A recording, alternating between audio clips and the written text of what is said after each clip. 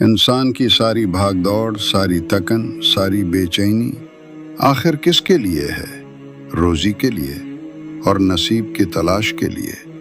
لیکن عجب بات ہے، رزق بھی دروازے بند کر لیتا ہے اور نصیب بھی چہرہ موڑ لیتا ہے۔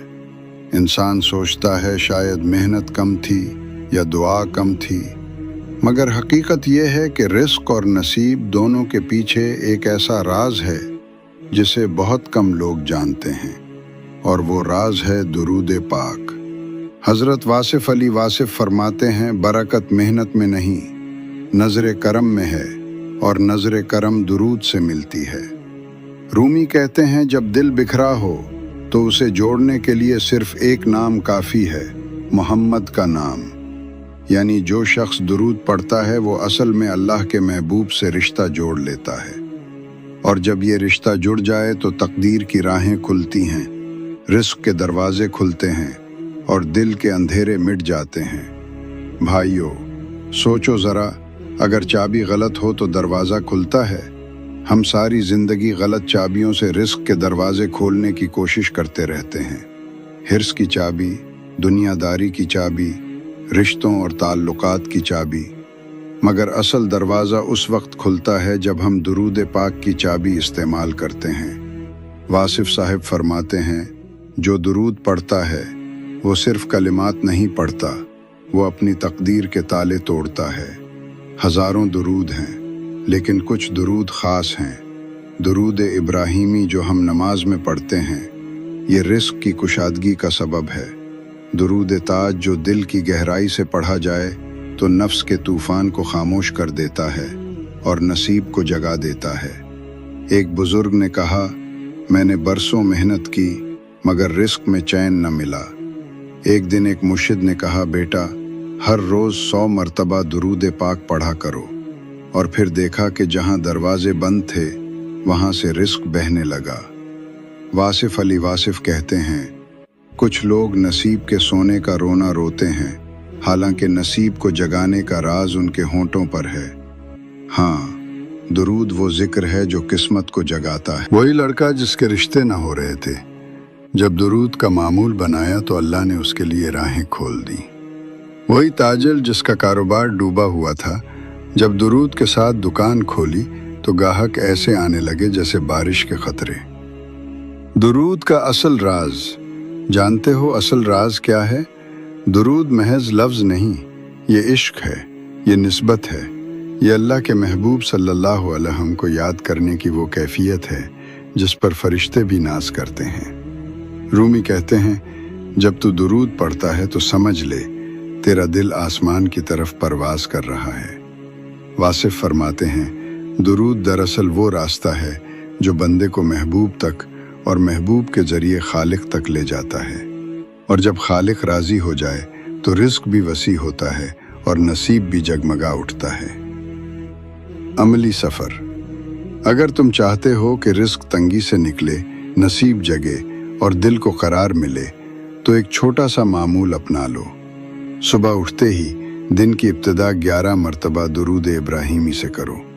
ہر نماز کے بعد کم از کم 10 مرتبہ درود شریف پڑھو، اور جمعے کے دن فرصت کے لمحوں میں عشق کے ساتھ درود تاج پڑھو۔ یاد رکھو، یہ عمل محض گنتی کے لیے نہیں بلکہ دل کی طرب کے ساتھ ہونا چاہیے۔ میرے دوستو، دنیا کی سب سے بڑی محرومی یہ نہیں کہ جیب خالی ہے، بلکہ یہ ہے کہ دل خالی ہے، اور دل اس وقت بھرتا ہے جب وہ حضور صلی اللہ علیہ وسلم کے نام سے لبریز ہوتا ہے۔ واصف صاحب نے کہا تھا، درود وہ خوشبو ہے جس سے دل کی ویرانی جنت میں بدل جاتی ہے۔ درود کے اثرات۔ رزق اور نصیب کی کنجی۔ رزق میں برکت۔ ایک بزرگ فرماتے ہیں، میں نے اپنی دکان کو کھولنے سے پہلے 100 مرتبہ درود شریف پڑھنے کو اپنا معمول بنا لیا، اور دیکھتے ہی دیکھتے اللہ نے رزق میں ایسی برکت دی کہ گاہک خود چل کر آنے لگے۔ نصیب کا کھل جانا۔ کئی نوجوان شکایت کرتے ہیں کہ رشتے طے نہیں ہو رہے، دروازے بند ہیں، لیکن جو دل سے درود پاک پڑھتے ہیں ان کے لیے اللہ آسانیاں پیدا کر دیتا ہے، کیونکہ درود رحمت کو کھینچتا ہے، اور جب اللہ کی رحمت نصیب پر پڑتی ہے تو ناممکن بھی ممکن ہو جاتا ہے۔ دل کا سکون اور گناہوں کی معافی۔